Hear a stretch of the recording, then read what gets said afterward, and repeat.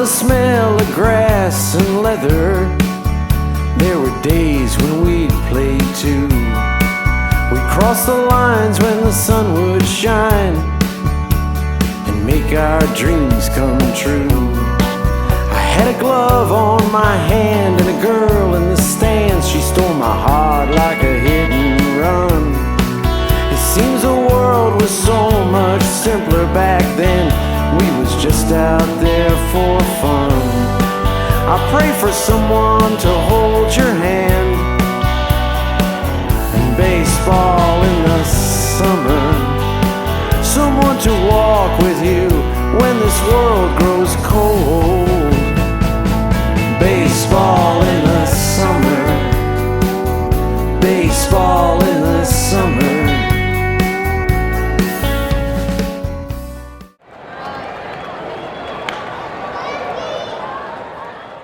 Welcome to the BrockvMac Legendary Rivals podcast, and today we have ourselves one of the main players from the McMaster side doing a MacCast with Rob Pineau. And Rob, you're looking like you're healthy and smiling and survived the eclipse in one piece. Why don't you tell everybody what you're up to today? Thanks, Mike. And as we spoke earlier on the phone, just sort of setting this up, I really appreciate what you've done and the amount of time and commitment it's given me the opportunity to learn a lot about things about my teammates that either I'd forgotten or didn't know, and some of the Brock guys. So appreciate it. So when I graduated in 2002 from McMaster, I'd already had I grew up in Toronto and then spent 10 years in Hamilton. I had had the opportunity to do a rotation in medical school in Sudbury. Having never been to Sudbury as a kid, I know I'd gone further north to Hearst and CAC to play hockey in Silver Sticks and things like that, but never to Sudbury. So I went as a student because it was a great spot to learn, and it had that reputation. And I spent a month in Sudbury in November, which is terrible for anybody who knows Northern Ontario. It's rainy, the days are short, it feels like it should snow, but it's not snowing yet. You have like 7 hours of daylight. It's gloomy, but despite all that, I loved it. I did not want to go back to Hamilton. I was in my last year, but obviously I had to go back to complete my course load and my rotations. But by that point, I knew that this was a place I was interested in. So I asked my girlfriend at the time, who was in Ottawa doing teachers college, to drive into Sudbury for a weekend. We went to a Wolves game. We ate at one of the crappy restaurants. She loved it. We were sold. So we ended up in Sudbury after I graduated. That would have been July of 2002, and have never left. We spent a lot of time, my family's in Southern Ontario, so we still make trips. All my high school buddies I'm still very close with. So we spent a lot of time there as well, but this is home. It means a lot of traveling for us because our kids are very involved in sports, but we love it here and have no plans to leave at any point. And just to kind of bring some people up to speed that don't know what you're doing, you're obviously a doctor who's working in the local hospital system. So why don't you give people a little? They'd be happy to know you graduated all that studying I heard that you did. But tell us a little bit about what you're up to, like from a professional standpoint. Sure. So when I graduated, so MAC has a 3-year med program, so it's quick. It goes, it's 12 months a year. So you're done a year earlier. So in 2002, when I was done, I decided on a family medicine and emergency medicine residency, which was based out of Sudbury.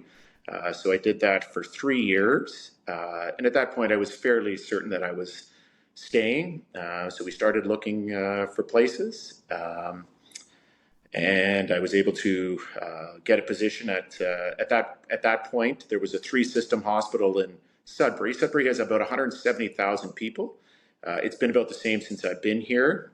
Fortunately, we're starting to keep some of our younger people. It had a reputation of always losing its sort of 18 through 30-year-olds. They would disappear for a better life somewhere else and maybe return when they had kids. But now, with the medical school and the architectural school and the mining industry and things like that, we're actually able to keep a lot of people here in Sudbury. So it seemed like a good place to stay. So I ended up doing emergency medicine at Health Sciences North, which is the main hospital in Sudbury. It's actually the referral center for all of northeastern Ontario.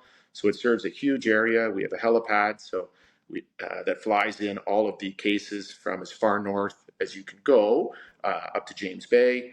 They come to our facility because we have all of the ancillary services and specialized services.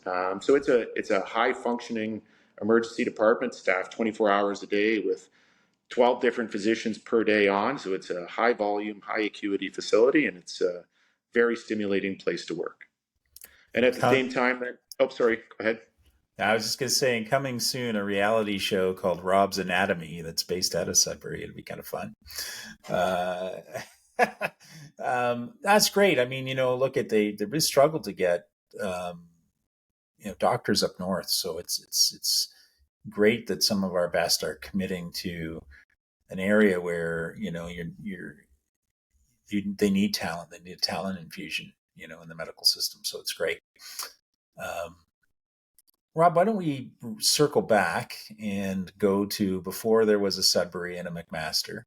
Where'd you grow up? And you sound like you got kids that are heavily involved in athletics. I assume that you developed a love for this. Tell us a little bit about your Rob Pineau origin story here. All right. Well, my teammates would probably know, but I'm an Etobicoke guy through and through. I was born and raised in Etobicoke. It was a wonderful place to grow up.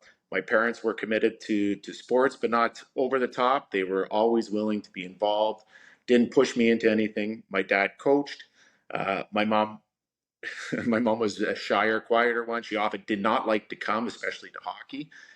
She'd get so nervous and wound up, especially when it was contact and somebody was going to get hurt, but she always supported. My dad was involved as a coach probably till I was about 10 or 12 in both baseball and hockey. And then he sort of divested himself of that. He had more requirements at work that also prohibited him from doing that. But then I continued to play those two sports primarily, but on the side, I was also playing a lot of tennis. Tennis was one of my passions as well, and they also taught me to downhill ski and cross-country ski, which is part of the reason I ended up coming to Sudbury to continue on with the cross-country skiing. But getting back to the baseball and hockey, by the time grade 8 rolled around, I also had some pretty significant academic interest at that point already. I had done well at school. There was a lot of positive feedback regarding academic pursuits. So I sort of made a decision going into high school that I was going to stop playing hockey. It came as a surprise to my family and everybody else. But I said, you know what, I really want to commit to doing well in school, and I'll continue to play baseball because it was less of a time commitment because you didn't play all year round at that point. I went to Silverthorne, which had a super strong athletic program. And for those who didn't grow up in Toronto, it's a high performance school. So it's high performance for academics and athletics. I wasn't there for those reasons. That was simply, I was in their catchment, and that's the school I was going to.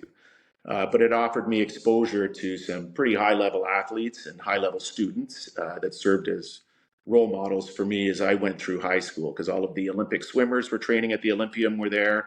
All the synchro swimmers who went to the Olympics were training there. The super intelligent kids that were 1 or 2 years ahead in their schooling were there. The OHL players who were playing in Mississauga were there. And then like the movie stars and models and things. People who had something more important than school going on were going to that school. So it was a great place to go. People worked hard. The teachers were fantastic. And then I rediscovered hockey. We had a great high school hockey team. They convinced me to come back and play, which was a wonderful experience. It's what you hear over and over again now. I know there's some wonderful success stories with Billy's kid, and McGrail's kid, who have done exceptionally well continuing on with the rep hockey. But in Northern Ontario, it doesn't seem to go as well. And it's what we hear over and over again is that, oh, I quit rep hockey, but then I discovered hockey again in high school, and it was just so much fun. So I rediscovered hockey again in high school, and it's something I continue to do. It redeveloped my passion for hockey. It's amazing. That's amazing. Most people that drop off don't make a comeback. Like I just have this version of LL Cool J playing while you rip off your stuff and throw on your equipment. So that's tons of fun. Did you play a different position in hockey, or was it just going back to what you had done previously? Just went back to what I'd done previously, and then it was playing with your buddies. That was probably the best part. Like I never played with my best friends on competitive teams, on MTHL teams, um, and it was just fun to play hockey with your buddies and talk about it. And it was just a whole other experience. It wasn't nearly as intense. You didn't have to be there an hour and a half, as you spoke about before. You know, the high school kids would come and watch. We had an arena closed, so the support was awesome. It was just, it was totally different. It re-inspired me about hockey. Yeah, it's an important lesson to pass on to the generations that follow us, that having fun is a big part of the equation, and also there's something to playing with your friends, right? For sure. So Yeah. were you also playing rep baseball still in Etobicoke at this point? Yeah. So at that age, so I'm older. There was no Etobicoke until you hit midget. So I played in Bluerdale growing up. That was my home association, and we would play like Rexdale, Martin Grove, High Park. Those were the clubs we would play at. I played 1 year at Martin Grove, and at that point, Silverthorne had a very strong baseball team. So I made it. I was fortunate enough to make it out of grade 9, and there was no social media back there. Media back then, so I didn't know a lot about the Etobicoke. They were the Indians at that point. Mm-hmm. I didn't know much about them, but they would come and watch our high school games to pick up kids or recruit kids.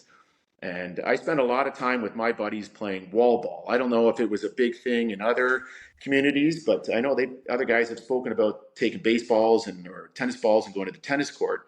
We would go play wall ball, which was you would paint a square on a wall at either a school or behind a grocery store and set up a mound at a fairly close distance so it was difficult to hit. And you could play with just 2 guys because it would be like you would either strike him out, or if he made contact, you would make a decision if that would be an out, a single, or a double in real life. And you would just play your game that way, and you would just throw and throw and throw. And if you had 6 guys, then you would put 2 in the field and have pretend fielders and make calls on whether or not they'd be caught or not. But spent a ton of time doing that. And the crazy thing is, I was playing wall ball. We would go late at night. We'd get our work done, or I would. One of us would drive and turn on the car lights behind the grocery store and use the illumination from the overhead lights in the parking lot plus the car lights to play wall ball from like 9:30 to 11:30. So it was we played high school ball, wall ball, and then one afternoon I was playing wall ball on a weekend, and the coach from Etobicoke, I don't know if you remember Bob Smythe, I came definitely in. remember Bob Smythe. So Bobby Smythe came and picked me up and said, "I need you at my tryout." He came and picked me up. He knew where I was and came and picked me up to come and try out. And then from that point on, I played for Etobicoke, which was an unbelievable experience. I'm sure, and you get to play in Connervale Park, which I've mentioned many times. That is my favorite Metro League park because I never lost in Connervale, including to Etobicoke a few times. So I'm sure that we got hooked up there. But there were lots of great players in Etobicoke. I remember Warren Saku playing there, and other kind of luminous players that. It was a good organization. You guys were the westernmost point of the Leaside Metro League at that time.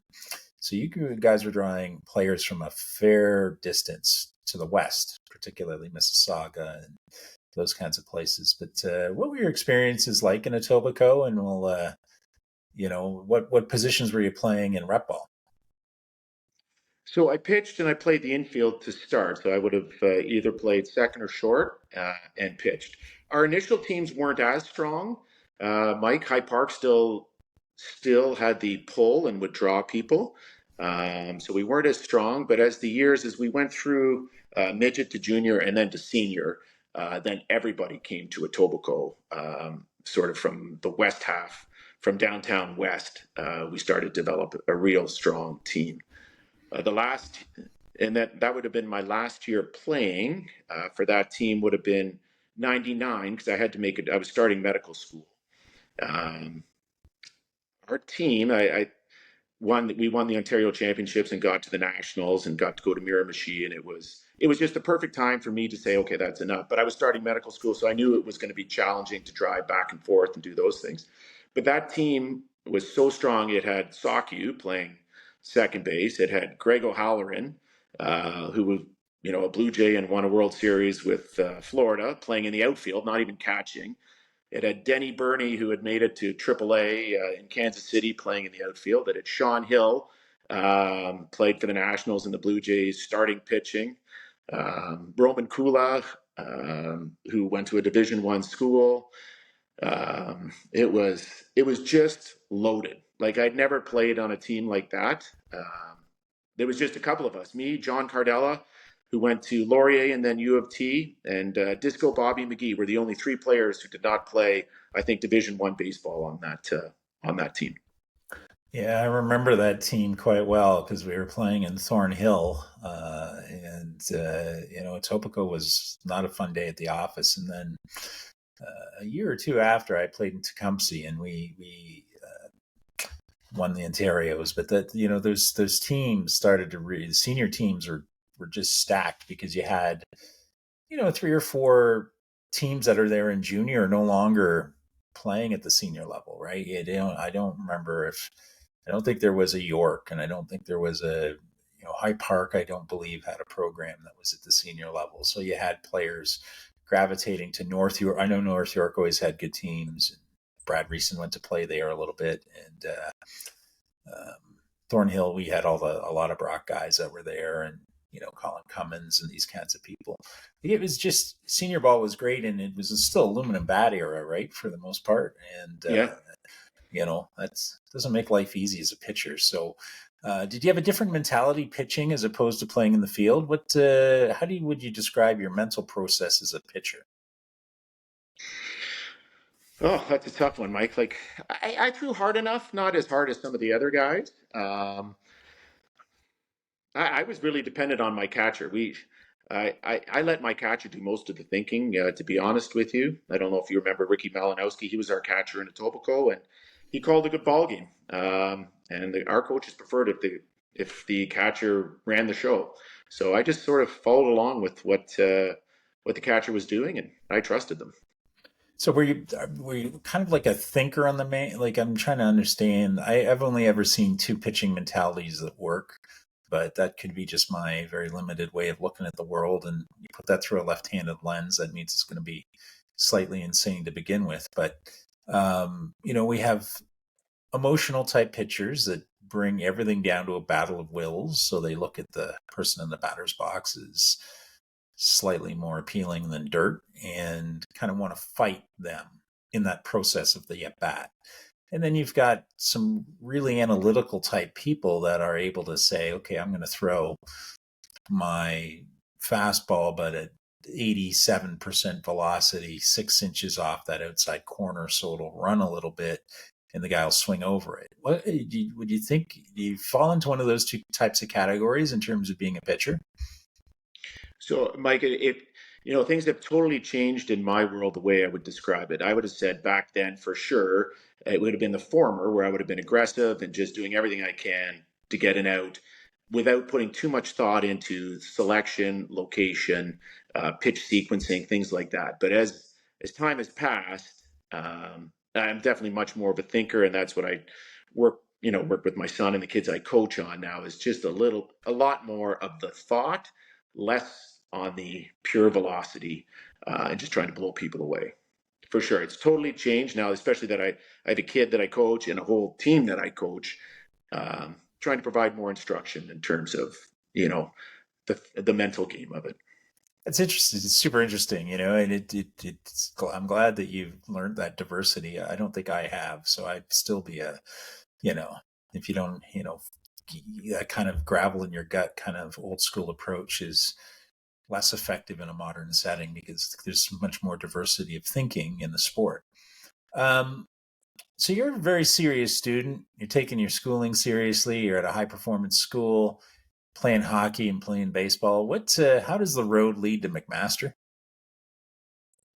I had an older brother who was at Laurier. He wasn't playing any university sports, So I went there for a tennis, like an OTA in our Ontario Tennis Association tournament when I was in grade 11 and stayed with him in residence.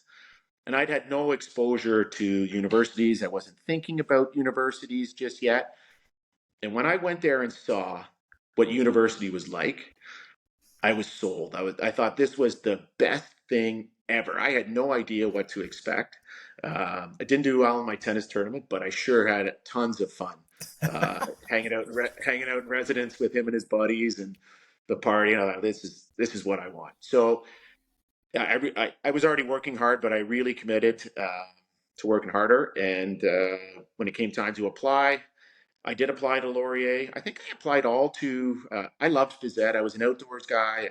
I loved all sports, so I applied to phys ed, and I knew I felt like I could do well in phys ed. I was so interested. We had a kinesiology course at Silverthorne, so I had taken that, and I loved learning about the body and the biomechanics and the physics of the body and the metabolism and nutrition. So I thought I'm interested in this. I should be able to do well. So I applied to Laurier, Mac, and I think Guelph was the other one with no intention. There was no baseball at that time. So it never even entered into, where I would want to go.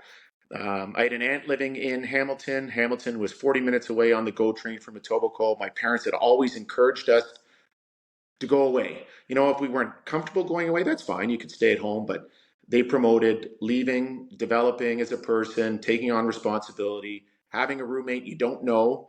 They said, no, don't go with a roommate. Just shack up with, like, go to to residence, and who you get, and you learn how to deal with it. So I took them up on it, and I ended up choosing Mac. I think part of it was I didn't want to go. I loved where my brother was, but I thought I'm going to try something different. I had a comfort level with Hamilton. My aunt was up on the mountain, so if I ever needed something, she was there. The campus was stunning to me. Um, I had a nice scholarship package to go there, so it just ended up being Hamilton, and it was the perfect decision. No regrets. Hamilton was awesome to me. Mac was awesome to me. I loved it. Everything about it. It's amazing. I like hearing that it was a perfect fit. Do you remember what residence you first stayed in? So you're going to have Yeah. your Oh, own yeah, for sure. residence story. Head and Hall. Like I was lucky. It was the brand new residence, so it was. It may have been open 1 year prior to my arrival. I'm not sure, but it was brand new. Like the bedrooms, I had one roommate, but a large room. So tons of space. Everything was clean. Yeah, it was awesome. I remember my parents dropped me off that day. I was so excited. Like those frosh leaders were there. They seemed like the coolest people. They were a year older, so they were, just like in high school when you show up and you admire all the older people. Like, oh man, they're so cool. But the frosh leaders were awesome. My parents were totally impressed with the way it was run. And then as soon as they pulled out, it was just wildness for that whole frosh week, man. It was so crazy. So McMaster's sort of infamous for the amazing parties that happen within the residence environment, Purple Jesus parties and the rest of it. Anything you care to share from your first Frosh week that isn't going to land you in any trouble? Yeah, no. So you asked Doug. I listened to some of these, and you keep asking what's in the Purple Jesus, but I definitely knew. And Dougie was right. It's Al Cool, and if people don't know what that is, that's like it's just hard liquor without any attempt to make it tasty or to. It's just 40% alcohol. That I don't know if you can still buy it. It's just like it says Al Cool, and like there's no description of it. It's just 40% alcohol with no flavoring or anything. It's just it's a mode to get hammered, is what it is, and they would just mix it with Kool-Aid, purple Kool-Aid, and that was it, man. It was. Didn't throw any sugar in it to cut the alcohol taste out of it. It was just straight purple gasoline. When you made the Kool-Aid portion, I'm sure they loaded a bunch of sugar in, but yeah. But my parents were pretty well versed. I had an older brother who was at university, so when I showed up to university, like they sent me with cases of beer because they knew they thought, well, you know what, you don't have a car here, you're going to need beer. So as much, I don't know if I wasn't a big hard liquor drinker. I sure liked my beer, so I drank more beer than the Al Cool. Well, it's fun, and like it's an underestimated part of the university experience. I have two university age daughters, and I say to them, enjoy yourself, because the people you meet in that residence floor or in the residence that you're in, they're going to be your friends for life, a lot of them, and you make some lifelong friendships in that mix. That's great. How did you find out about baseball in your purple haze, as it were? So there was that was my first year. There was no baseball. So that was 93. Is that right? 93. Yeah. Yeah. There wasn't anything. Um, and to be honest with you, Mike, because I've been thinking about this as I listen to these things, and everybody seems to have some recall about how it all materialized. I can't even tell you how I found out, but I definitely remember that first year. Um, and I definitely remember our leader, and I definitely remember the guys, because the players were great dudes. So it was a lot of fun. But how it all came together, I wasn't really involved in the administrative portion of it. As a player, I don't remember all that, so I That's can't tell you. that's good. I'm not going to be able to fill in that gap for you, Rob. But tell me a little bit about your reflections of um, Jason Gwindon, right? So you have one of the people that will have had some exposure to Jason, and obviously a tragic story with him losing his life in a freak accident in Texas. But tell me a little bit about Jason. Yeah, he was just a super human being, very down to earth, never frustrated, had time for anybody, always smiling, and just doing something for the good of everybody else. This wasn't a selfish proposition. He was interested in doing something for all the guys that were interested in playing baseball. And he was committed at the same time as trying to complete a degree. I got the privilege of being able to play, which is the exciting part, while completing a degree. But this is some guy trying to organize, a team and put it in the CIBA in the context of trying to complete a university education. So pretty inspiring, really good memories of the guy. Just very friendly. And so when I heard that story, um, yeah, I was pretty emotional about it, because he meant a lot to the guys who knew him, and obviously the guys who followed. And I really felt for his parents as well. That was Yeah, that was very difficult. there are some what I would call dark threads that unite the Brock and Mac programs, or there's been some challenges and some things that have cause you to remember that we're living a life, not some sort of ideal. Not everything is utopia. We have challenges. There's real life that intervenes at times, and it's Jason is likely a guy that gave everything he had to make sure that program got off and running. And I know what it's like to deal with admin and the rest of it. It's tough at times, and the best part I can say is at least he was coming, or either going to or coming from a ball game, which I'm sure that he was loving the look of Texas Stadium at that time.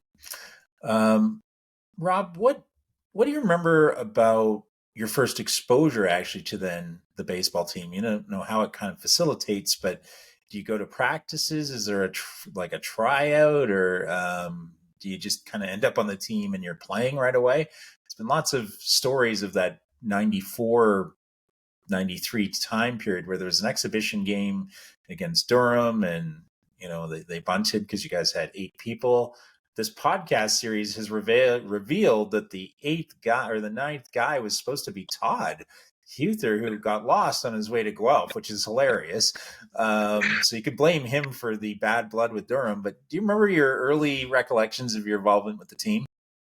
Yeah, it was a good team. I didn't know any of the guys. I hadn't played. I don't think I'd played against any of them. Because I played in the Toronto Loop with Etobicoke, and a lot of the guys were Hamilton-based guys, as far as I recall, on that original team, and they were a few years older than me as well. A lot of them were in their third, fourth years, so I hadn't really come across them. But when I went out, and I don't think there was a lot of competition either, because we didn't have a large roster, so I don't know if anybody truly got cut. But the quality was good. I was impressed. We had across the diamond and on the mound, we had a good selection of players, some good pitchers, some really good hitters. We were competitive. So I, I was thrilled to be playing. Like I hadn't anticipated. I always had my gear. Like I always have my hockey gear with me or whatever. Just you never know when you're going to have a chance to play. And then I obviously had my gear because I was going back and forth to Toronto to play with Etobicoke. But to have the opportunity to play there was unbelievable. How did you find, how was school at this point, right? Because you're now adding a fairly significant extracurricular activity into the mix. You take your studies pretty seriously, and Mac's not an easy school to just, your course load is going to be full of science, I assume, at this point. Um, tell me a little bit about the balance between being a player and being a student, and how was that easy for you, or did you find it difficult in the beginning? The lack of organization, well, not the lack of, but the lack of structure at the beginning, Mike, probably helped me out because um, there weren't a ton of practices at the beginning. There was no like late summer training camps, like where you have to show up in August or September or Miss Frost Week. So those things weren't there, which benefited me. And then in those, I really have to thank Don. Because Don was lenient towards. I don't know if it was just me. I'm sure there were other ones because we had a lot of individuals who were doing very well academically in very challenging programs, and I think Don recognized that baseball was there. It was important. None of us were going to the major leagues. We wanted to do well, but more importantly, we wanted to do well in school and have careers and not get kicked out of school. So if someone had something that was pressing, or they just said, you know what, I'm falling behind, I need to study, you know, Don was okay with that. So he was lenient with me because I did phys ed, but by second year I was taking all sciences as electives so that I would be prepared. So you had your labs, I practice at 2:30 in the afternoon when you've got a lab from 2 to 5 in chemistry or physics or whatever. It's just not going to fly. So Don was good about that. So I never felt pressure if I had to miss practice. I tended to make all the games because they were later, and I think there were even times I got a ride late to some of the games if we were on the road on a Wednesday night and we were playing at 6:30 in London or something, and I had something, till 5. I would stay behind and get what I needed to get done and show up 20 minutes, half an hour before a game. Just so that I just know the amount of time it would take to get caught up wasn't worth it if I could just stay there and get that done and then fly down the 401 or the 403. Amazing. So, I think it's good because it's hard. A lot of people struggled with that balance. At Brock, we had some folks that ended up on academic probation after that first year because it was just very intense, and we were playing close to 40 games, and on top of all the practicing. So 7 days a week we were on the diamond. So it was a bit rough. Tell me a little bit about your reflections on your first year teammates, and then how that transitions into the 95 team where now there's coaching. Don comes in with Henry, and you have some new players that are into the mix. Tell me a little bit about that transition where it goes from being a very club-like team with some very talented players to a very, to now a real varsity program beginning with very talented players, but also coaching involved. yeah, it was pretty smooth. Although it definitely wasn't disorganized, but it wasn't as structured in those first couple of years. So, but they were doing their best. So I never felt like this was a gong show or what am I doing? It was still well done. I was impressed. So the transition to a more formal team with Donnie at the top and Henry and Billy, it was smooth. They were good coaches, and again, they interacted well with us. Henry and Don were obviously a little bit older, but personable. They knew how to work with us. They got along well with us. They weren't overbearing. I developed a good relationship with Don and his wife and his kids. They were often there supporting. Got to know them well, so it was almost like a family. Like it was never that was Coach Graves, and he's intimidating. And I know people speak about Henry being intimidating, but Henry never gave me a hard time. Like Henry rarely barked at me, thankfully. So I always felt it was a great atmosphere. Never super stressful. Never worried about anything. So it was nice.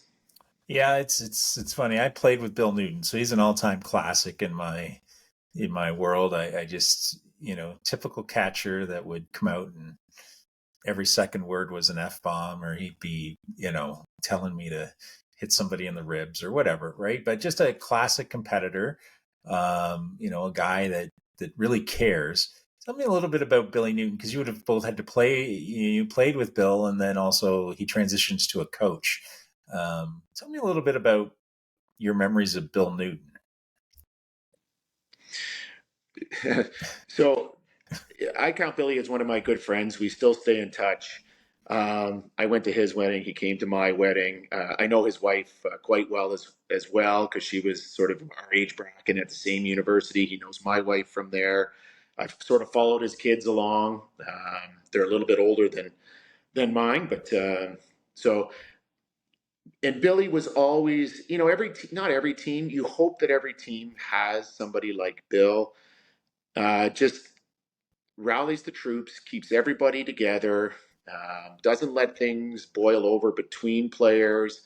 And when things are done within that team, let's say years away, keeps people in touch, makes the effort, goes the extra mile, um, sends out emails, contacts you. If he's coming to town, he lets you know.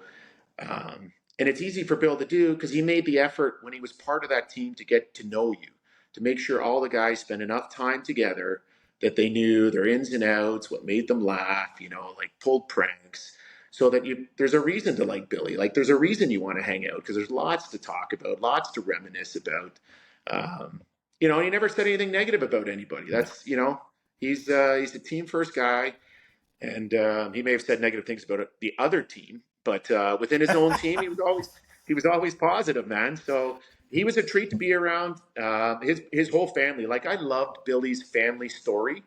Like we won't get into that because he didn't. I don't think he shared too much of it in his little Mac cast, but like his cousin was there, Jay, and he was a super guy. They hung out, and I think his other cousin was at Duke, and I always thought that was the coolest thing. Like your cousin's like on TV on Saturday afternoons, and then another of his cousin was like the starting center at Mac, and he was a superstar. So and then he just spoke about like his family, the way they would all just hang out and party together, like including his parents and all the cousins and aunts and uncles. Like they didn't need to go to the bar because just hanging out with his whole family was a party. So I always thought, wow, that's the coolest thing. So, and that's sort of the way Billy, made our team and sort of led his life. That everything was just fun. So he's just a great guy to be around.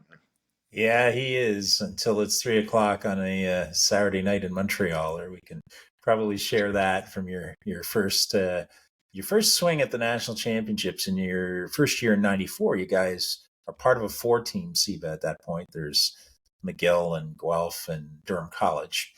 Do you have any memories of the infamous rivalry with Durham College and what you guys thought of Sam Dempster and group? I do, but you know what? The other guys have detailed it so well. But between that school and your school, those were the two main rivalries. We actually started to like be frustrated with the opposition, or like develop something where you're like it's more than just the team that we're playing. So yeah, there was definitely something with that school. Um, and I don't know if it was all the coaching or the administration. I don't think it was the players so much. But yeah, there was a strong rivalry there. But as we continued to get better, then we were the stronger team, which you just had to go win then. Yeah, it's I would say it was more of a philosophical or personalized rivalry with Durham College that you guys had. It was something between the coaches there and the coaches and key people in your team. The Brock one was purely a competitive rivalry. Because when we came on the scene in '95, there were only really 3 teams that were going to win in Ontario. It was you guys, it was us, and it was U of T. And that's the beginning of the rivalry that probably defined your playing career in university, is the BrockvMac Hatfield and McCoy battle, because when you guys win a nationals finally in '97, Brock wins back to back the next 2 years after that, right? So these are the teams that are really going at it. So tell me a little bit about what your impressions were of a '95 Brock team that's new on the scene, but looks different than most of the other university teams with 6 coaches and I think we kind of know the deal. It's weird that a corporate type of professional setup would come from Brock University at that time, because it wouldn't have had the academic reputation of McMaster. But we certainly came in and shocked a few people. And there was a lot of crossed wires there with Brad Reeson and the 5 Oshawa guys on the Oshawa or on the Brock team, and the number of people from the Hamilton area that were oddly enough on the Brock team and had chosen that instead of McMaster. It's pretty heavy rivalry right from the beginning. Yeah, I think we recognized right away that you were good. And this has been insightful for me because I did not know that, and up until now, that you guys had played so many games in your schedule, that you practiced so frequently. Like your schedule was a lot more intense than ours was. So I didn't know that background information about how advanced your program was. I thought it was similar to ours. And this has obviously been a lot of new information listening to these. So I didn't know that piece of it, but I just knew you guys were competitive. You had some guys that would chirp, and obviously, we had guys that were fiery. They would get they would respond, so it got heated. But that's fine. I had no problems with that. It made it exciting. You looked forward to playing those games. They were competitive. And a lot of them could go either way. And you had guys that played the game the right way too, as well. You had some great ball players, and you had some of your best players didn't say anything. They were quiet, unassuming, and just played the game well, man. Yeah, it was. The chirpiness kind of happens with a small minority of a dugout, but it can kind of define that stuff. It's you guys were really led by a real good senior bunch that were leaders by example. So, I don't ever recall anyone on McMaster other than the coaches would get into it. The coaches were super intense about the rivalry. Yes. But, like the key players, like I played with Brad Reeson for years, and he's not a guy. He would say something to you in a quiet moment in a dugout or quiet moment in a dressing room, and then he would go out and lead by example. I never saw him get into it with opposing players, the opposing team, and you've got, Cooper, yourself, or like the professionals, mature people that have other things going on in their lives, but also understand that focus for some people is all about intense focus in the moment, so you don't really have room to chirp. For those guys that chirp or that need to let that steam out a little bit, it's their way of staying focused. Funny enough, they just need to engage in the battle over and over and over again. And it's you would know this being a pitcher. The hard part is sometimes you just want to give them a little message just under the ribs between the numbers to remind them that running their mouth too much is not good for their health at that time. And, so I was never shy about throwing at guys that chirp, but it's a sign of a good rivalry because, we weren't chirping George Brown, let's put it that way, and likely Guelph at that time. It was very businesslike. You'd go in and want to win too. With you guys, it was flipping a coin. So, pretty cool to hear that perspective. Tell me a little bit about what it was like winning your nationals. And do you have specific memories from the lead up to that, and innings you would have pitched or hitters you would have gotten out along the way? The specifics, Mike. I remember. I don't remember a ton of specifics regarding any of the games. I love to play, but I don't always recall the details regarding scores, final outs, crazy plays. For some reason, I don't have a memory for that. But I definitely remember the celebration after we won the Nationals in that year. It was someone had reserved the Snooty Fox. We took the bus home, and I don't think we even went home. We went straight there, and the whole team was there with either their partners or or their girlfriends. And Donnie and his wife were there. All the coaches, and we were there all night. Like the music was playing. It was one of the happiest times of my life at that point. To win a national championship, you'd shown up at Mac to be a student, to do well, not knowing you're going to play baseball.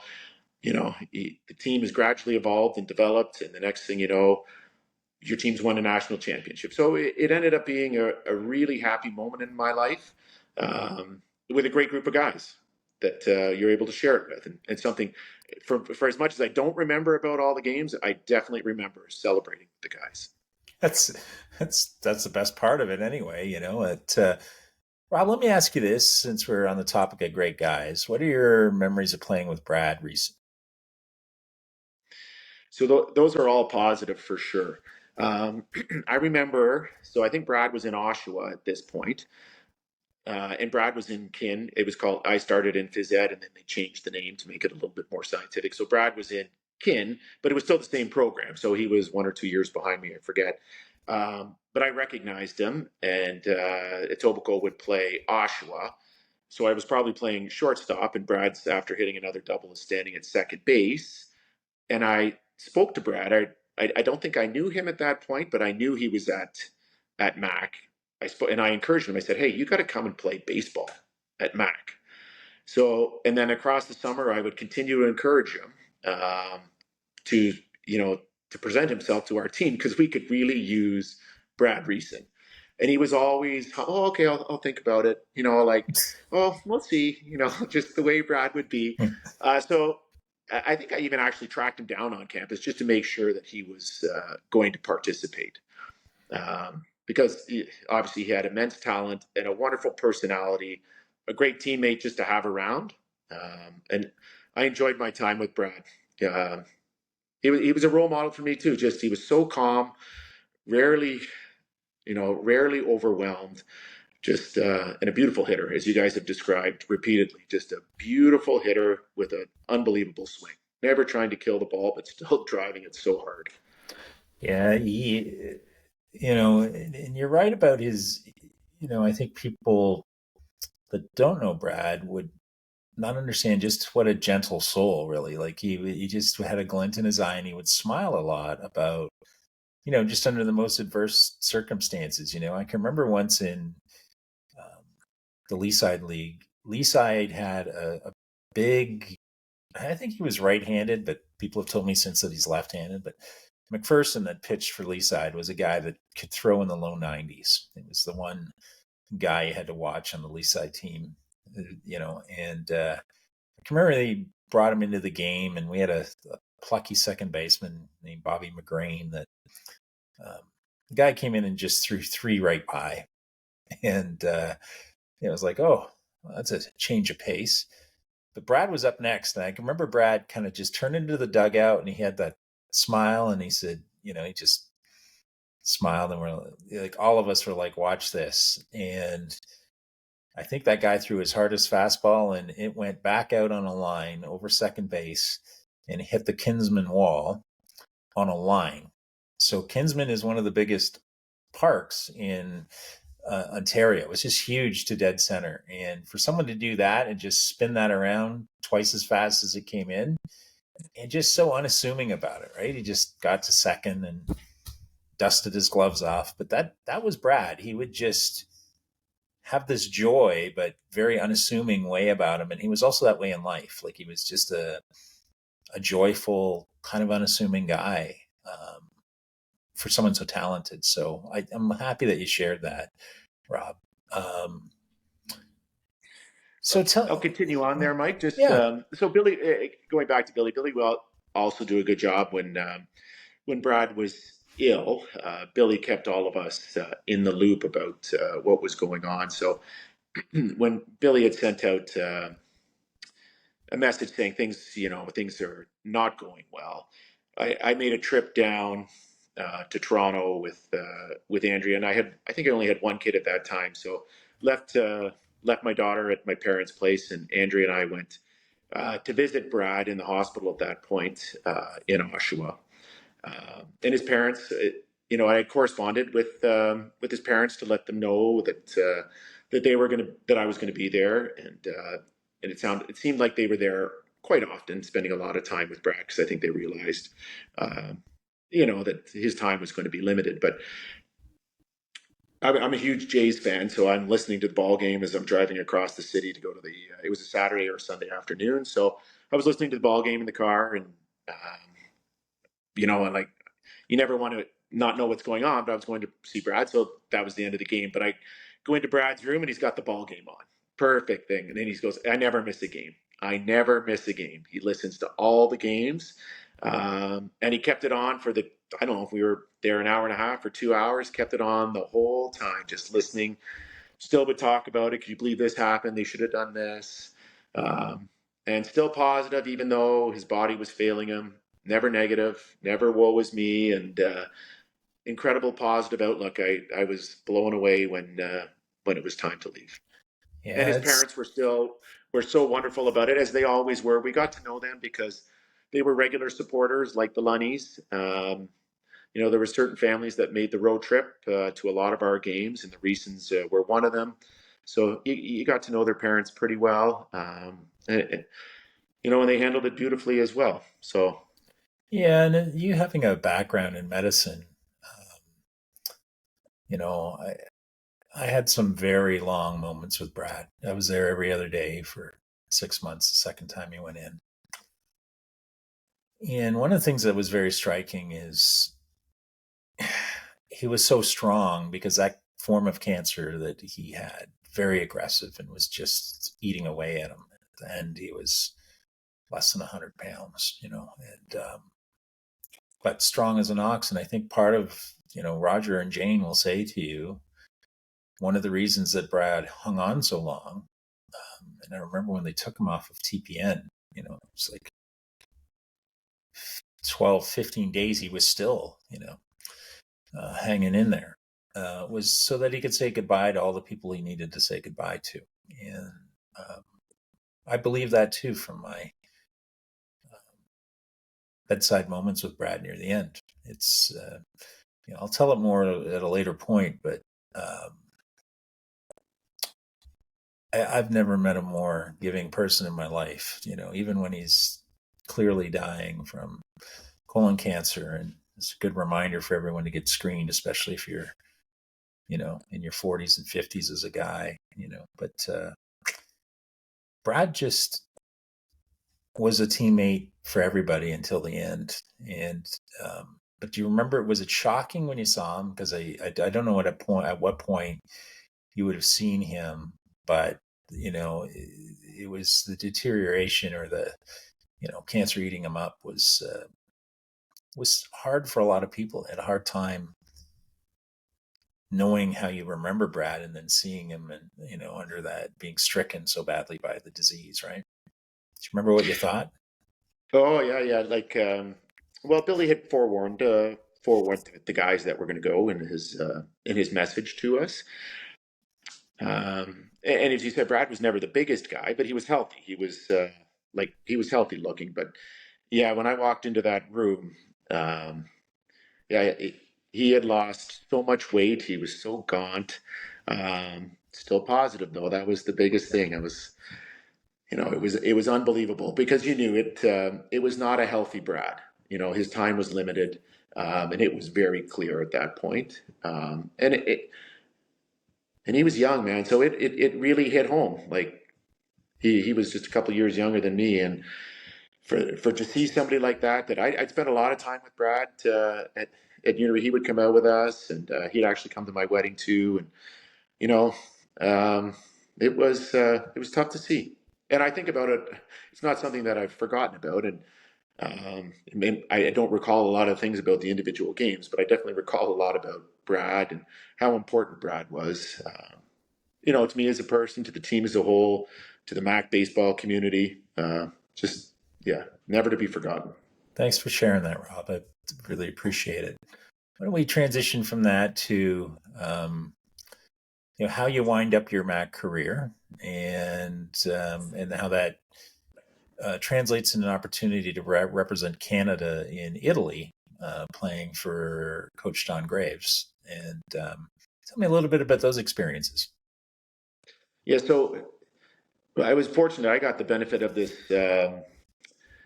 club not affecting my eligibility. So I got, I'm not sure how many club years. I got 3 years of undergrad playing baseball, then 2 years of a master's playing baseball, and then I played all through med school, so another three. So that gave me 8 years in total, and I think I exhausted all my OUA years at that point. But I'd had the opportunity to see a whole different spectrum of players. I'd lived from the Jason Gwindon starting the program to the incoming, that recruitment group. It wasn't really a recruitment group, but maybe just we were just fortunate by that year when we had that influx of incredible talent. And then as it continued to evolve, because the program remained pretty strong until the time I left. Not to say it wasn't strong after that, but I just didn't follow it as closely. So I don't know the individual players who were there, but I saw a wide spectrum of athletes and got to know, especially it was by the time I was in my third year of medical school, I was almost 10 years older than the first year players on that team.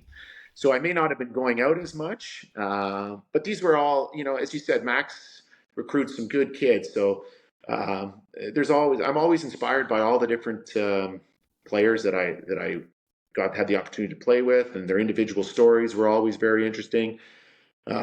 So, like, I'll just mention another guy. When I was that first year with Gwindon, there was another doctor on our team. So he hasn't come up, but because the guys may not know him, especially the younger guys. But Aaron Smith from Guelph was on that first team, I guess, in '94 as a medical student at Mac.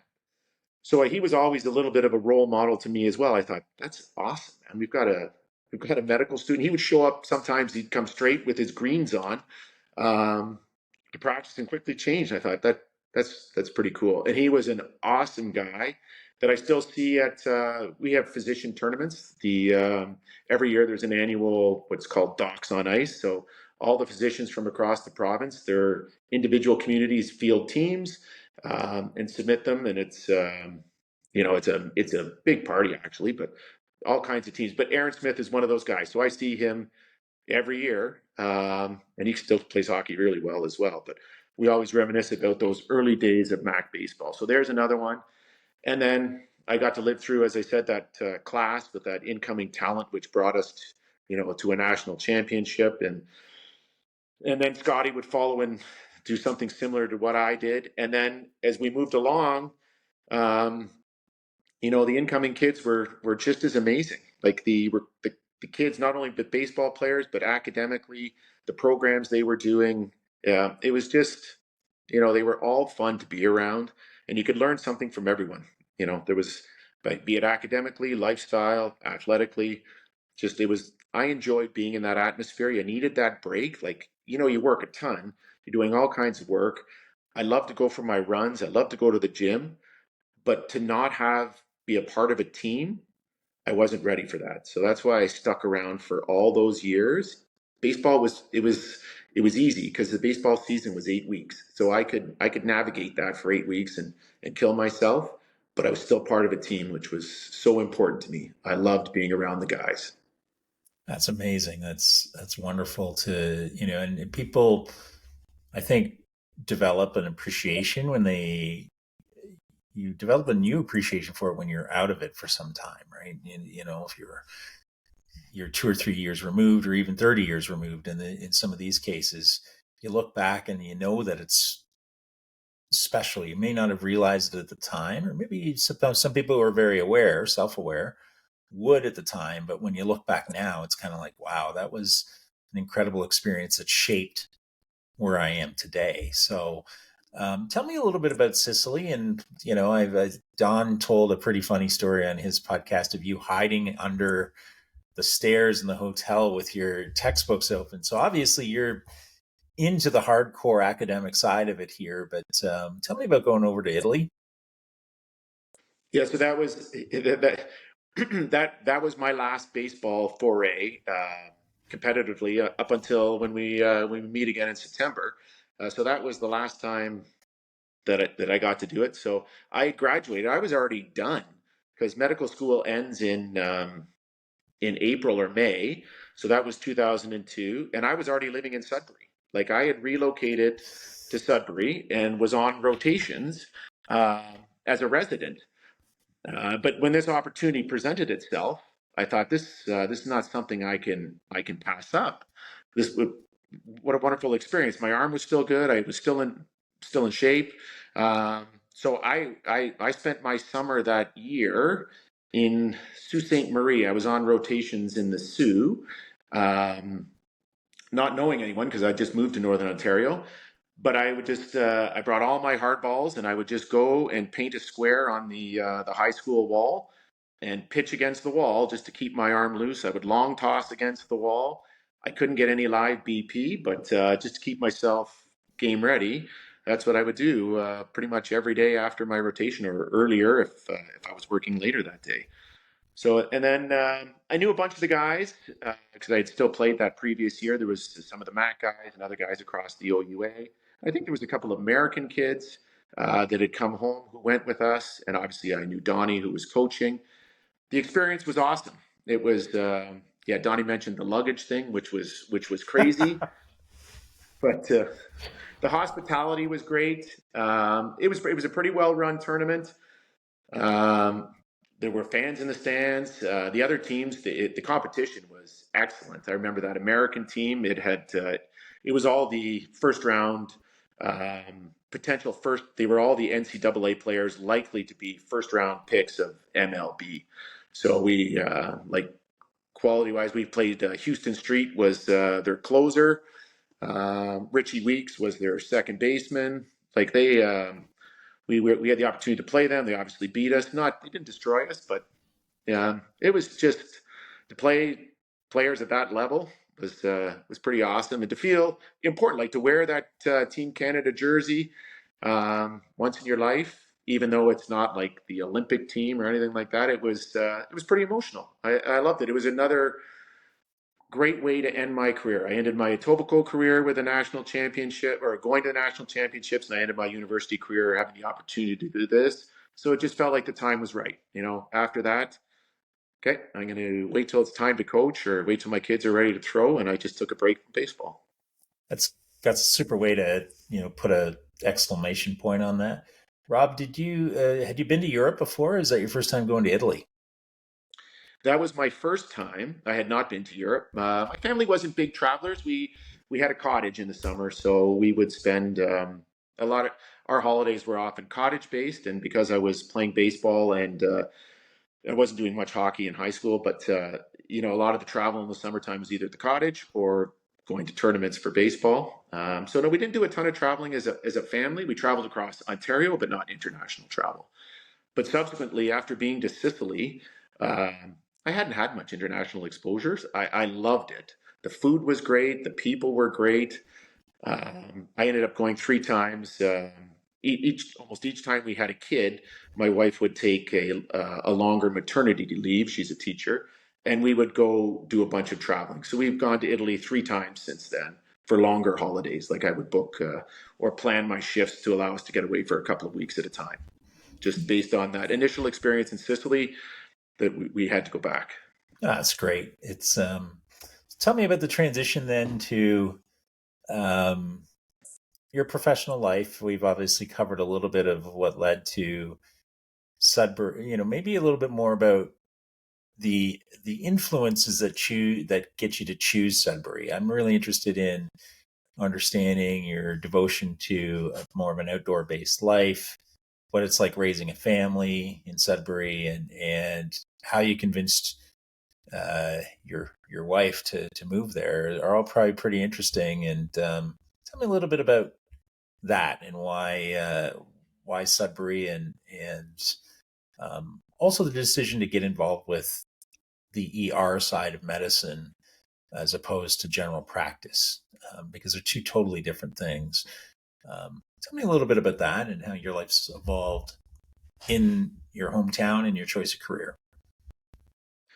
Yeah, so growing up, I was an outdoor kid for sure. I spent all my time outside, unless I was doing work. And when I was doing work, I would routinely take breaks, every hour, hour and a half to go for a run, to go do something outside. I love to be outside. And then, well, that part of it led to the phys ed thing at Mac. And then part of the phys ed program was an outdoor canoe trip for 7 or 8 days. Something I'd gone camping with my parents in like a tent, sort of tent trailer thing. You drag along behind your car, you pop it up, and everybody sleeps all nestled in tight quarters. But I got to go on a canoe trip, which I'd never done as part of the phys ed program. And just like many new things that you're not, you never had the chance to experience, I absolutely loved it. I thought this was the greatest thing. So that quickly became something that I wanted to do more of. So I bought a canoe, bought all the gear I needed, and ended up spending time planning and going on canoe trips to remote places. So we would go up to Temagami and do trips like that. As I was going through through graduate school and earlier on into med school. And then the second piece would be cross country skiing. My parents introduced me just before I went to university to cross country skiing, and I fell in love with that as well. But the problem in Hamilton is you get all kinds of snow only for it to melt 1 or 2 days later. So it became quite frustrating. So I would leave often, if I wasn't working on a Saturday or Sunday, I would leave Hamilton at 5 o'clock or 5:30 in the morning and drive 2 hours north. One of my roommates loved to ski, and my girlfriend, Andrea, loved to ski as well. We would drive north to go find snow and do it again Saturday and Sunday. So we would ski for 4 hours, whatever, and head home. Not downhill skiing, but cross country skiing. We loved to cross country ski. And as silly as that seems, those two things were one of the big pulls for me to move north. I wanted a winter, I wanted snow, I loved to cross country ski, and I wanted to be able to canoe, or do stuff in the lakes just wherever I want without having to drive. So that plus the lifestyle, when I came and did my rotation here, people were so friendly. People appreciated that you have interests outside of medicine. You don't want to be at work all the time. My commute is 5 minutes. It made sense that I'd worked hard. Obviously, I'd worked hard in university. I was ready to keep working, but not at that same pace. That's great. Was your wife that as enthusiastic about Sudbury, or did you have to promise her a couple of good trips to Italy as part of that equation? No, she was sold, man. As I said, in November in Sudbury is when I when it comes time to slow down. That'll be one of the months I don't work. November here is terrible. Like really, the sun may not shine. The days, if it does shine, there's about 7 hours of sun. It's cold because it's like +1, so it's half rain, half snow, but you can't do anything yet. It's gloomy, and that's when she came and she said, "Yeah, I like it here." So that was it. Like I didn't have to do any selling. So yeah, we just we relocated here. And if you want me to delve into my family now, then I can. Is that an Yeah, appropriate segue? absolutely. So we thought, yeah, we're going to stay. We weren't sure if this was a permanent thing, but once we got into the community, people were welcoming. My wife was able to get a job teaching. I got a job, obviously, at the hospital. The medical school opened, so I got a professorship at the Northern Ontario School of Medicine. So everything just sort of fell into place. There didn't seem a reason to leave. Like we were happy in this environment. Both of our sets of our parents were doing well. So there wasn't a lot of things that we had to go back home to take care of regularly. It was more if we wanted to go to a Jays game or a hockey game or go see our university or high school friends. But we were willing to do that. So we ended up just staying, and we realized what a wonderful place it is to raise your kids. You can raise your kids wonderfully in downtown Toronto, if you do a good job. But it just seemed for us like we'd like our kids to have the opportunities that we have right now in the outdoors. So this just seemed like the right place to be. Yeah, I think the one difficulty in the GTA in particular is traffic, right? So congestion is really difficult to navigate, even when you want to get back and take your kid just personally be checked into their sporting. I mean, both my girls played rep hockey, so to go to their hockey game sometimes, it was heads or tails to get there in time because of the amount of traffic that you're battling. And that's something that people underestimate, is just how much time you spend in a car when you're battling traffic, as opposed to being in Sudbury where your commute is 5 minutes, So it's, I think, a really wise decision. Um, you know, you speak a little bit about coaching, which is, I think I've said this on every podcast. Everybody else seems to be coaching except me. So tell me a little bit about, the thought process behind getting involved at a coaching level with your children. Yeah, so my dad had always coached. As I said, he was a pretty big influence on me, and I just thought that's the way it worked. Like, I grew up in a house where dad coached, so I just thought that's the way it works. That's just part of life. If you're a dad and you've got kids, then hey, that's your responsibility. And I love the way he coached, and he taught me some important lessons as a coach. Like, my life as an athlete under my dad was tougher than anyone else on that team. There was no favoritism. In fact, I was a target. That's the way he felt. If he was going to be accountable as a coach, I was the target. I would be the example. Um, and then there was no parents that could complain that there was any special treatment for anyone. So, and I've done my best, or I've always tried to carry that over when I'm a coach. It's not easy, because obviously you want your kid to succeed, but in today's day and age, it's worked well for me to make sure that there is definitely no special treatment for any of my kids when I'm involved. So it started with as soon as our first child was a daughter, and she started playing hockey. So that was the first coaching responsibility that I had. And then she also was interested in baseball, which was fortunate for me. There's obviously no girls' loop in Sudbury, but she played with the boys all the way through until COVID hit. So I also coached baseball for her in those two sports. And then my second daughter continues to play hockey. So I coached her for the first set of years as well. Her summer sport ended up being soccer, which I did not coach. And now I coach Ryan, who's my youngest one, in both hockey and baseball. Yeah, it's amazing. It's the opportunities for girls are really good now. They get an opportunity to play most sports. Tell me a little bit about baseball in Northern Ontario and how it's developed in Sudbury, because we had some, earlier podcast with Mike Caruso, who was based in the Sioux, and it was the sport is kind of in and out there, but it sounds like it's thriving in Sudbury. Tell me a little bit about the state of baseball in Sudbury. For sure. So when I came in 2002, like, part of it was I wasn't going to play, but there really wasn't anything to do baseball wise. There was, there were some minor baseball associations. So there's Sudbury Minor Baseball Association. There's another area of Sudbury called the Valley. They had a minor baseball association, but there wasn't anything overly competitive to play. So it's nice that there was the baseball opportunity for kids, but it was primarily a soccer town. At that point, there's a large population of people that play soccer here. So that was the primary sport. And then there was a subset of kids that would play baseball. And that was great. It gave my daughter, who was more interested in baseball, an opportunity to play. So it was sort of house league baseball to start, because she was playing with the boys. And then by the time she was finished, she was playing rep baseball. But it was just when COVID hit. So we never even got a season in that final year.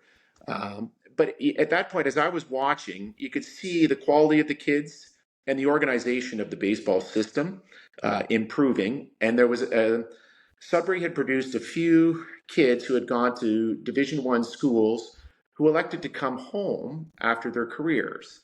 And it actually has just coincided perfectly with the current cohorts of kids that are going through baseball.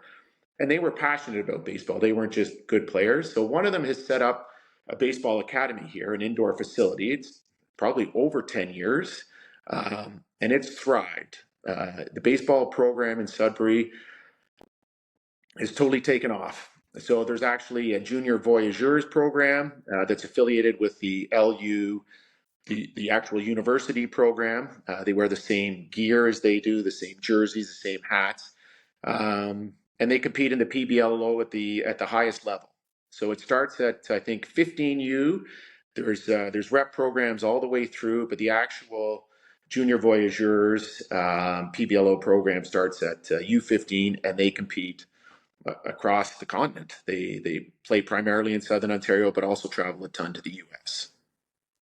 It's amazing. It's good to hear because I think it's symptomatic of a community that is, reviving and really going through a renaissance in terms of having younger folks and families in the area. You're probably a big driver behind some of that, Rob. Let me ask you this: we're about 30 years removed, 25 in your case, because of the never-ending amount of eligibility that the grad schools would get. And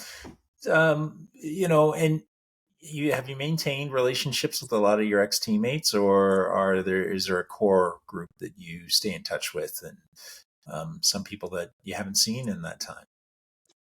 Well, the best part of it was when we had our Hall of Fame induction. It's probably about 6 years ago now. That was a great opportunity to reconnect with all of the guys. So yeah, I definitely didn't stay in touch with all of them.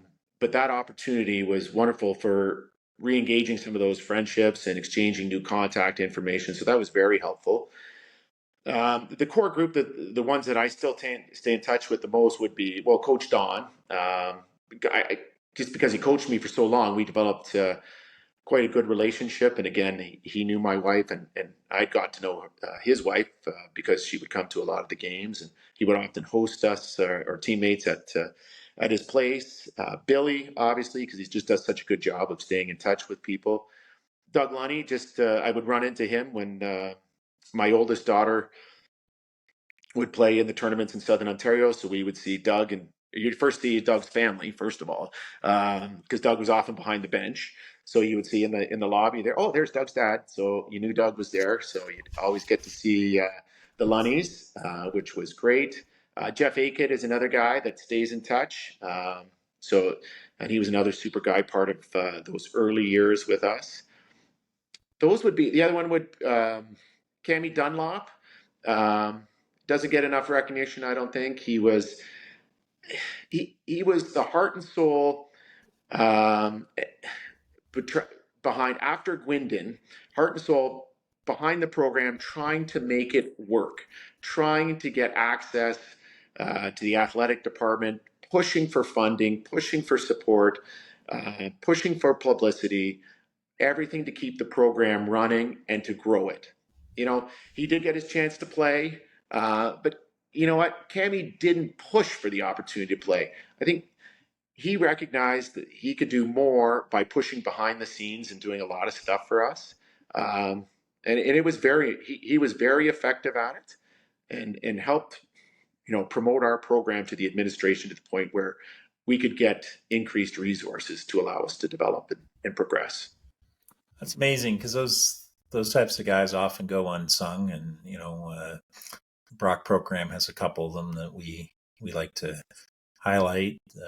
Jess Dixon and Teddy Gendron are a couple of them that don't get the proper props that they deserve, because it's you typically about the players and the wins and losses, but without these types of people, there are no players or wins and losses. So interesting. Do you have everyone has those one or two teammates where you just have no idea what they've been up to and you'd love to really get caught up? Do you have a couple people that you take a unique interest in that hopefully will be there in September, and you'll saddle up and buy them a beer and think, holy cow, I can't believe that. I always wondered what you would be up to after all this time. Well, I know what Hughesy's doing. I do know what Hughes doing, but he's one of those guys, because we had similar paths, similar interests. We got along really well. So I enjoy hanging out with Scotty Hughes. So he's definitely one that I will spend some time with and share a laugh, because we had a lot of inside jokes and did some other things. So yeah, he'll be one. The co-captains, I think you posted one of them already. Yep. They've got a lot of stories, man, and they've got good memories, so they can fill the void of the things that I can't remember. So I'll look forward to my time with them. Yeah, I'm just looking forward to seeing and Donnie. You know, Donnie was such a big part of it too. So having him behind the bench yelling, and I look forward to that. I'm looking forward to seeing everybody. It was just a good group. So there's no one that in that group that I'm like, oh my god, I hope he doesn't show up, because it was just a good group of guys across all the years. It's not just one year. Yeah. That's for me. It's over a whole almost a decade of time. I just I look forward, and there was a lot of bright guys. So I'm interested. I'm interested in what their career paths have been, because I don't know all the science guys, the engineering guys like Aiken. Like what have they been up to? If I'm sure they have some interesting stories to tell. They certainly do, and I think the addition of baseball and the commitment that was involved with it, and more so that understanding of the psychology of high performance, has really led to a lot of people having pretty extraordinary lives outside of your run of the mill type of graduation rate. And I've seen that in everyone we've talked to. Just feels like there's a plus 25% that's been brought to their life as a result of these experiences. Um, what I will say is it'll probably get fairly competitive when we throw the uniforms on. We're playing for a couple of good causes here. Obviously, we've documented the Brad Reason Memorial Scholarship and how that can be add some investment to that, so McMaster can continue to support incoming freshmen for the baseball program through scholarship. You'll get a chance to meet Todd Nye, who is just an unbelievable guy on the Brock side. He lost his vision in his eye due to a freak accident in our first year. But he's now a principal up in Barrie and is just a great motivator and leader of people. But the competitiveness will be that, I think we'll all want to win, even though we may not be completely able to pitch like we once did or hit like we once did. Rob, you touched on one last thing that I wanted to talk about, which is your love of running. And maybe we'll also touch on what it was like being in the medical profession during COVID, because I think the two things are kind of linked together. Tell me about your love of running, and is it something that you use to combat the stress of the job? Well, you're bang on. That's one of the main things for me. I love to run, first of all, but it is a complete outlet for me. It is my time away. I usually listen to music. Lately, I've been listening to the podcasts. Only otherwise, I don't know if I'd have time to listen to them. But for me, I love music. I'm a big music guy. I'm a terrible musician, but I love music. So I love to listen to music. It motivates me. But it is my time away. So I started running, well, in university, and I have never stopped. I it I don't run every day, but I definitely work out every day. It's either a run, a ski, or I'm at the gym, or I swim like I do lake swims, something every day. And my wife knows the sooner I get that in, the better, because it just puts me at ease. My helps get rid of the worries or any anxieties, helps me just manage my day. It may be a little bit too much of an obsession now, because if it hits 3 o'clock or 4 o'clock and I haven't got my workout in, then it's a problem, and everything stops, and I got to go get my workout in. But yeah, I love to be outside, so I don't run a treadmill. My runs are outside, even if it's in the winter. Although I prefer to cross country ski in the winter. Just gonna move that out of the way. And now that the kids are older, and they're obviously in school, if I'm off or if I'm working later, I will go out into the country. I'll find a country road, and just go for a run. I don't love seeing all the cars, so that's the other thing about Sudbury. I can find trails. I often go out into the bush, or I head out into the country along a river or whatever, and go for a long run and just unwind. So yeah, it's a big part of my life. All my kids run. They love to run as well. They were never pressured into running. My parents never said, "Hey, you should run. It's good for you." It's just something that I fell into. I realized I liked it, and I always said to Andrea, my wife, we can't make our kids run. I just want them to love it the way I love it, and they freely just run. Like they're faster than me now. I knew it would happen at some point. They run longer than me. Like on the weekend, I went out for my 10 or 12K, and both my daughters went out and did 22K. Right. And so it's they love it, man. So I'm thrilled. That's great. And it is just, to combat stress, that brings us to, um, is the one thing that Brad said to me when I asked him how someone like him ended up with colon cancer, and his answer was stress. And using exercise as a stress combatant is amazing. But how stressful was it working as an emergency room doctor during the COVID situation? And how fluid was the situation in terms of the adjustments you had to make? So you're prepared for stress, but it's manageable. And the best part is when you leave the hospital as an emerge doc, your stress is pretty much done. You're heading home for the end of the day. There's no paperwork to be done. There's typically not much follow up. You may be back the next day. You may have the next day off. It's a variable schedule. So the stress was actually pretty manageable all along. And then as long as you have outlets, we had kids, so you'd spend time with your kids. I was interested in physical activity. I do my physical activity. And I still enjoyed watching sports on TV. So I had all kinds of different things where, yeah, I can just, my mind can move away from medicine and not worry about it. COVID was stressful because all of a sudden I was managing the situation at the hospital. I'm managing, but working at the hospital in a very difficult time. And all of a sudden, the other 4 members of my family are at home. So when I need some downtime, there's not much downtime. And as a shift worker in Emerge, sometimes you go to work at 6, sometimes you go to work at 8 at night, and you don't get home till 3 or 4 in the morning. But everybody's online at school the next day at 8 o'clock or 8:30 in the morning. There's no quiet in the house. You can't sleep. So it was very difficult during that sort of 2 or 3 year window to try to manage working, not getting much sleep, all kinds of interruptions, and your mental health. The kids were good. They knew it was tough on me. Andrea was good.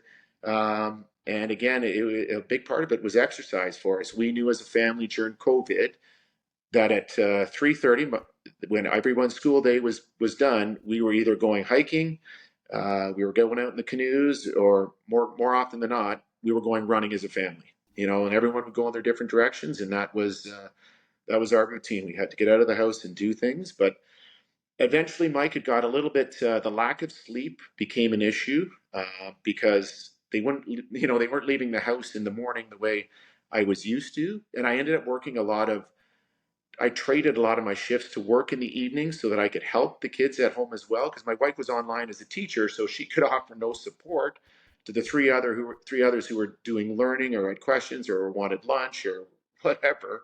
I would be available during the day to help them or cater to them, and then head off to work at 6 o'clock or whatever, and get 3 hours of sleep and turn around and do the same thing the next day. So we made a decision after we did that through the whole first year of COVID.